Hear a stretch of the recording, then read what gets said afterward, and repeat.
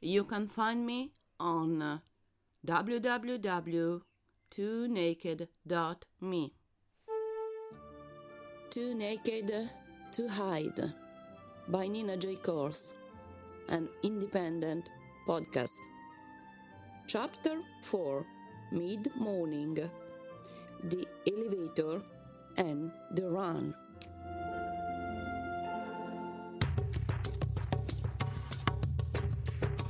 The urgency of you is such. I fear you will forget me. Oh, forgive me instead. While I'm looking for you, in the silence, in the absence, in the abyss. Still, you explode inside me for days and for nights. That's why I dance in the forest alone. The air was suffocating.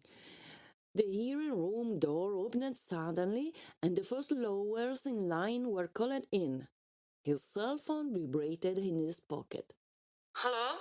Ciao, Giovanna. Are you in the courthouse? Yes? Are you coming by the office? Of course, as soon as I'm done. Why? No reason. I just got here. At this time of day? I had stuff to do home with the kids. Mattia refused to go to summer camp this morning. Big news. So you're coming by? I said I will. Oh, and I called the car shop to ask about the car. Good. Any news? 4,700 euros of damages. And apparently they say it's my fault. Uh-huh. That's right. The insurance is the one I work for? Yes, Giovanna. Yes. Good. I'll see if I can talk to the insurance assessor. Oh, that would be great. Thank you. Right. So I'll see you later if you come by. Yes, I said I was going to. What's the big deal? Nothing. It's just that it's Wednesday and you're usually at the bank on Wednesday and you don't usually come to the office in the morning, that's all. No, I'm coming. In fact, I needed to borrow your car. I can't. What do you mean you can't? I have to go to Monselice. Your father wants to see me. Do you want me to go with my mom beats up car? Chiara looked intently at him, her lips pressed, listening to the dialogue between the two ex-spouses. Jacopo felt her eyes on him, gave her a telling look, then turned to face the other way. No, it's just that I'm thinking I'll need the car today. Where are you going, Giovanna? Chiara walked up to him and lightly tapped him on his arm. Sorry, Avvocato, we're calling you. He turned abruptly towards her. What? Chiara stepped backwards for the fraction of a second. Jacopo held the phone tightly in his hand, turned away from Chiara, lowered his voice, and grunted. Giovanna, I just asked you, where do you need to go? Please, Avvocato, the clerk is calling you. It's the third time. Chiara was about to break into tears. I gotta go. Talk to you later. Yes, Jacopo, bye. Bye, Giovanna, bye. Heap of a shit of a day. Hands down. The hearing lasted about 3 minutes, plus 30 of standing in line in the hall. Jacopo had crossed the room at the end of which sat a judge in shirt sleeves. At his side the clerk and the impressive stack of paper. He approached the bench. They exchanged a few brief remarks. He handed over a folder of documents to file and signed a slip of paper. Thank you and goodbye. Nobody had answered back. The judge was trying to unbutton his shirt collar while his cell phone started to vibrate on the desk. The court clerk was already pulling out the briefs for the following hearing. Are you done? Even her voice, so bashful and apprehensive, seemed to Jacopo absolutely out of place. Long black ponytail, dated glass frames, shoulders slightly bent, nothing in her, feet with the parade of loud chit-chatting women waiting to be called for their hearing. They'll chew her up in here. He had thought about Chiara, but never told her. Instead, he said, Yes, Chiara, thank you, I'm done. So I'll be off, okay? I'll see you at the office. Yes, sure, go ahead, I'll see you there. They took the elevator down together without saying a word. Jacopo immersed in his thoughts, Chiara appearing trapped in emptiness with an absent glare. Let's take the elevator, she had said. Jacopo had looked at her a bit surprised. Oh, it's just 2 floors down. But in the meantime, she had pressed the call button. The hall was dimly lit, appeasing the blaring light that June projected over them. The doors slid open. They got in. She entered first. He followed. She pushed the button to the last floor, then turned towards him as the doors closed and leaned against him with all her weight. Oh, she was soft, welcoming, warm, her arms enfolding him in a soothing spell. Jacopo kissed her and let her twin her body tightly around his, pushing him against the mirror. He felt her breasts pressed against his chest and saw her eyes closing.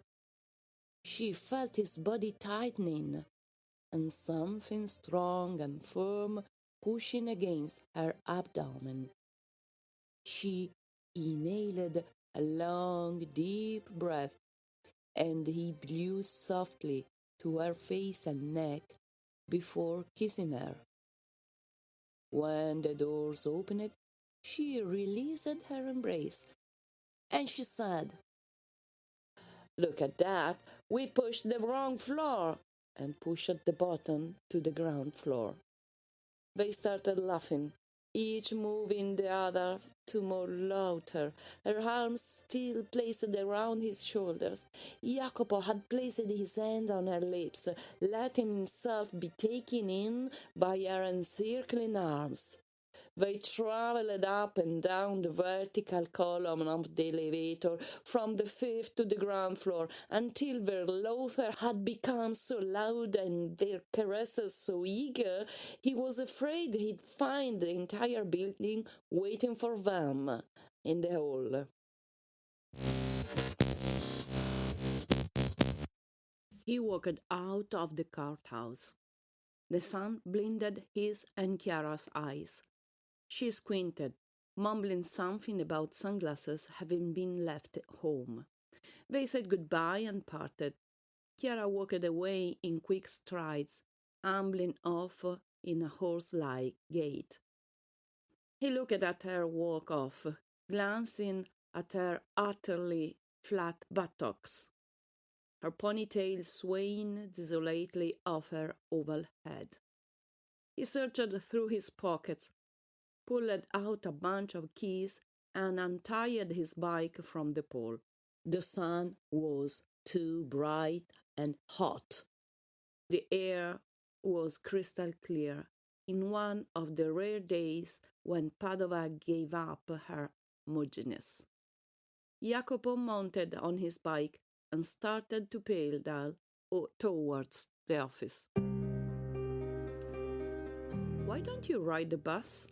He asked her, and she, sweaty and gasping for air, took off her hat, sunglasses, raincoat, her iPod still swinging on her chest, and threw everything on the kitchen table. To say the truth, now that he thought about it, she was always slightly out of breath when she walked in his apartment. Me, the boss? What? And wait around for whatever the conductor feels like driving by? Do you know how much of my time I'd be wasting if I waited for buses?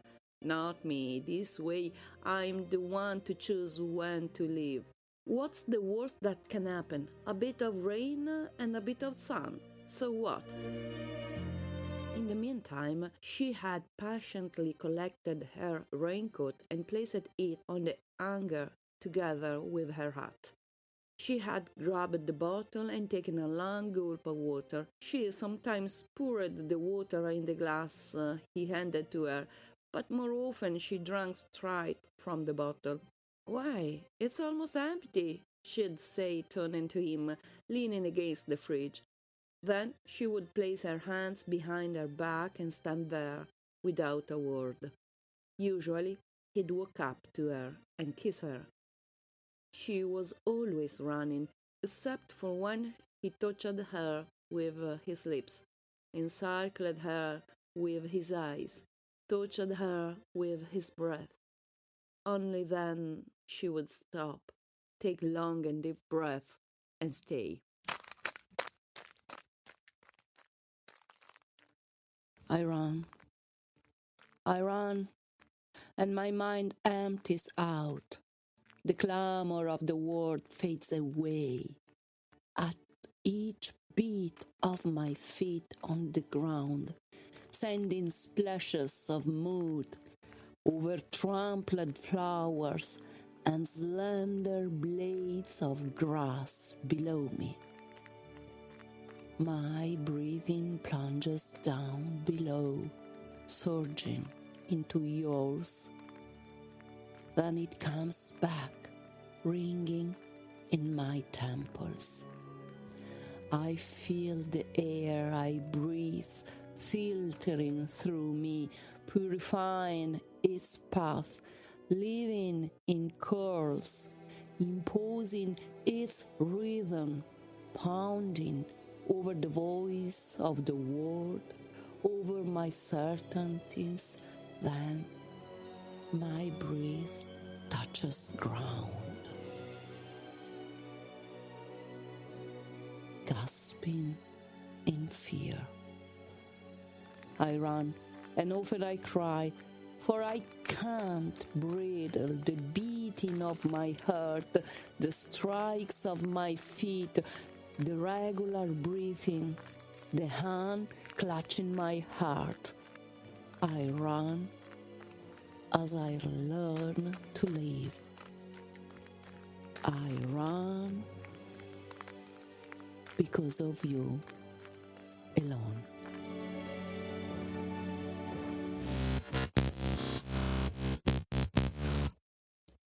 While pedaling, his cell phone vibrated inside his jacket. It was Giovanna. Yes, I'm on bike now.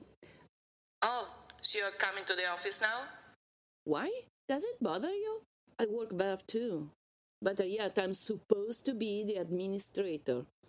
I just wanted to check if you were done at the cart house and if you were... An ambulance drove by, covering every sound with its sirens.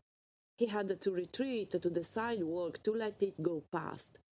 A lady carrying groceries gave the bicycle invasion of her space a very eloquent, dirty look. Cell phone still in hand, he pulled on the brakes and dismounted his bike, trying not to kindle any further animosity. He pulled it off. I didn't get that. The ambulance drove right past me. Say that again? No, nothing. Did you work out how to get to your apartment with Dad? How are you getting to Monselice? With your car. I told you I need it. Where are you going? Nowhere special. At noon I have an appointment with Miriam in Ponte di Brenta. With Miriam? Yes, she says she needs professional advice because she wants to get a separation from Carlo and needs a lawyer, so... And that's got to be today? At 12? Can't it be postponed?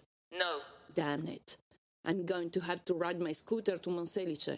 Where are you now? On my way to the office. Oh, you're not going to the bank? All right, Giovanna. What is this all about? What is it you need? Nothing. Why? I'll stop for a coffee and I'll be there in a half an hour. All right. Bye. He closed his phone and put it in his pocket. He forgot to ask her if she knew why her father wanted to see him. It's a mess. A huge pile of tangled mess. The small eatery had a cozy room behind the front counter. The setting was more fitting to first dates and student dinners rather than clandestine appointments for rainy spring mornings. She had ridden her bike with no umbrella, but the rain was like a drizzle, a fine mist, she said, so it doesn't really get you wet. They had taken shelter in there like school children skipping school. You see? She looked at him straight in the eye. They sat facing each other across the small table. Jacopo waited for her words to take shape. He was also looking intently at her, mesmerized by the perfect contour of her lips. She sighed, took Jacopo's hand, and placed it near her face. Then she opened it, caressed it, and cradled her face in it, kissing the center of his palm. Jacopo felt a shiver run through his spine. What if Giovanna found out about us? Do you even know what that would mean? I was a friend. You couldn't help but being cliché, she'd say, but she wasn't in any mood of laughing. She lifted her eyes and looked at him, then breathed in a lungful of air. Her chest rose, her neck stretched. Then she smiled again. I adore your smile, he said, and traced the contour of her lips with one finger. She didn't take her eyes off him. He was silent. She saw a dark shade passing over his face, his lips contracting, a subtle and persistent tension over the arc of his eyebrows. What are those thoughts? Why do you think dark things? Why do you say that? He seemed to collect from deep thoughts. She bowed her head and kissed his open hands, which rested on the table. He looked at her head bowing and felt a gentle quiver.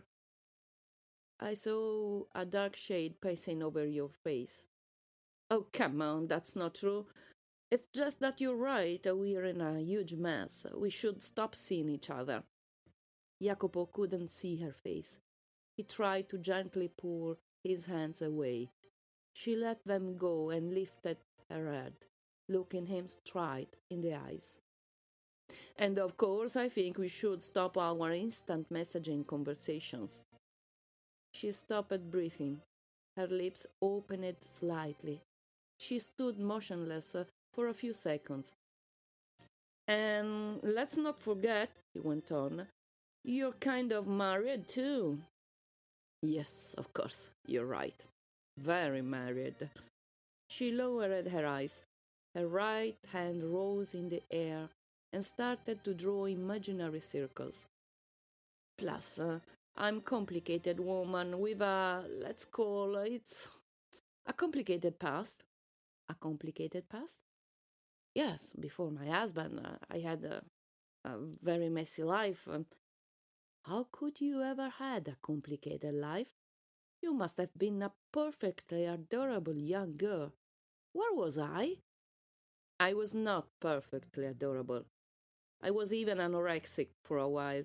At 18, I weighed short of 90 pounds. Trust me, not very adorable. He caressed her hair. He lifted a strand and put it behind her ear, then repeated her words. A non-adorable anorexic girl. Yes, and complicated. You've got no idea the mess I was in. Will you tell me? No, no, I can't. It would hurt you. Really can't. It would hurt me? Suffice you to know I was in a huge mess. And now I plugged right back in it. A mess, no doubt. We should put an end to it. Her heart suddenly stopped mid-air and opened, showing Jacopo her pink palm, marked with thin lines. Then it twirled, pivoting on the wrist, descending gently, and rested open and still for a few seconds. And it started swinging again. Jacopo stood motionless, mesmerized by the movements of her hand. It was a mysterious dance that accompanied words, but only the unspoken ones. Translation from Italian by Iris Cartia. Original music by Massimo Moretti for Maxmoremusic. Post-production editing by Gina Lee. All mistakes are mine. If you want to see pictures of making of and life in Italy, please follow me, Nina J. Course, on Instagram and LinkedIn.